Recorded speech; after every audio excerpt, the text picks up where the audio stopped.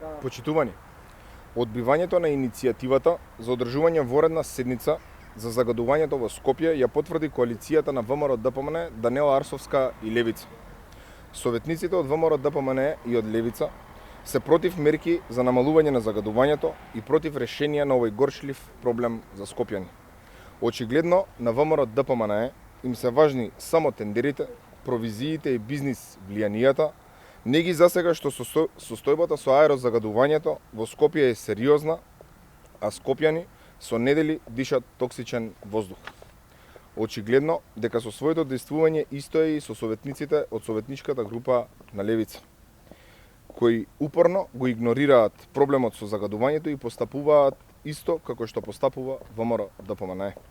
Почитувани, сета одговорност за хаосот и катастрофата што му се случува во Скопје, целата одговорност за загадениот воздух е кај ВМРО ДПМН, Даниела Арсовска и Левица.